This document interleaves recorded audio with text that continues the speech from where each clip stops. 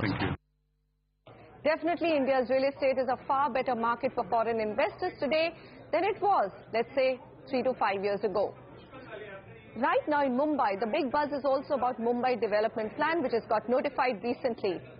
Will it actually create affordable housing stock in Mumbai? That's the big question everybody needs an answer to.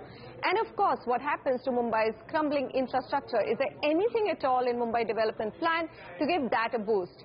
Ashwini Priyolkar talks to some of the leading voices to get their impression on the recently notified Mumbai Development Plan. Are you relieved that finally DCPR 2034 is in place, and what are your takeaways from it? Not only we are relieved, the entire city, the buyers, everybody at least knows now what we have in mind. So this is a great thing that has happened, and there was that uncertainty for the last couple of months. We were not very aware about what is going to happen. So now everybody is really relieved that it's in place now. Yeah. So with your initial readings, any takeaways that you have with this plan? So it's Ashwini, this FSI prima facie has not changed. It is the same, what it was earlier and what it is today. However, they have been given certain concessions as far as the gross plot, net plot, all these things I will explain to you in detail as we go along. Yeah. Okay. So, Mr. Bansal, let me come to you. We know that there was this absence of policy in Mumbai for quite some time, and for a city like Mumbai, which is, really dependent on redevelopment and real estate in terms of infrastructure and housing growth, how important do you think is that this DP gets implemented now in full force? No, certainly, Ashwini, and I would totally agree with what Ashokji said in that, because for businesses to flourish, it's very important that we have to have predictability there. So we may not have the best policy, we may not have the, let's say, the best outcome, but we need a certain outcome around it, so that the business can plan in terms of how the activity will get move forward on that. And so it's a very welcome step, because this has been going back and forth for some time, and it had led to a lot of uncertainty as well. And the fact that Mumbai is the hub, from a residential, commercial, residential, you can look at from like a real estate capital, if you look at college, it's like that there. So having a directional, clear focus from Mumbai perspective was very, very critical, and that will have an implication, from a real estate in India as well there. So now I think the DCPR is still being discussed, and there's a lot of discussion going on about the fine print of the document.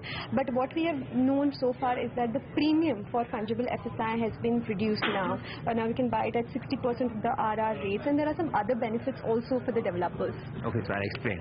The premium for residential was always 60%. It remains 60%. Yes, for commercial it was 100%, and now come down to 60% at par. So as Neeraj said, this is a commercial hub. Mumbai is our commercial capital, so it will definitely get more commercial space, more opportunities. We'll have then therefore, if commercial flourishes, residential also will flourish. Then what has happened in commercial, that earlier we could utilize only 20% as way of fungible FSI. Now we can utilize at power realization, which is 35%. So I think this is a great relief for commercial. Another important aspect of this TP is the redevelopment. But when it comes to redevelopment, there seems to be some setback, because some of the two major incentives have been taken back or have been altered. So could you please explain to us what it is? As far as redevelopment is concerned, as I told you earlier, the open space deficiency, which was 100%, has now come down to 25%. So this is not going to take it back. But yes, the road FSI, which we were getting on the gross plot, is now on the net plot. So, for example, if you are developing a 10,000 meter plot and 2,000 meters goes by way of road, so the net plot will be calculated. So you will not get FSI on 10,000 meters, but you will get only on 8,000. So this is really going to be a big dampener as far as redevelopment is concerned. So Neeraj, I would like to come to you here. So as you know, redevelopment is really very critical for Mumbai's development. So what do you think will happen next, and how can we deal with this? I think redevelopment, as you said, I think it's of course, the fact that we've got a lot of dilapidated buildings, and there were a lot of rented buildings as well, which are not getting developed because of the fact that the existing tenants are not getting any benefit additional around it. But this redevelopment part of it, what is happening is that the existing tenants would get a higher area. So up to 12% is what is the estimate, that it will get a higher area over there. So and up to 70% as the additional FSI which is coming up now. So what that would do is that it would open up a lot of the redevelopment potential which is there in the city. So if now what is happening is that at a single building, if you're doing, then you get a 50% FSI. If you're doing 2 buildings, you're doing 60% FSI. And if you're doing 5 buildings together, by noting that plots over there, then you're getting 70% over there. So I think it's a good move around it.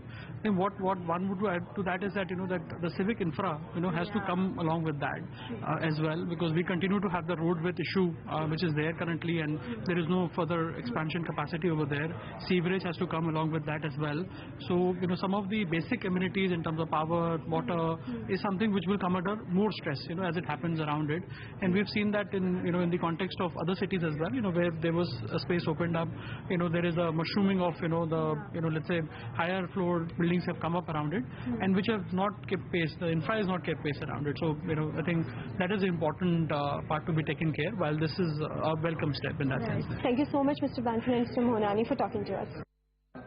I think for the developer community, it's just a big sigh of relief that they have some rules to go with when it comes to Mumbai development plan. Yes, there are many things which still have to be tied up. They're not very clear about redevelopment norms and rules which have come in, but there's a blueprint to work with, and I think that's the big takeaway.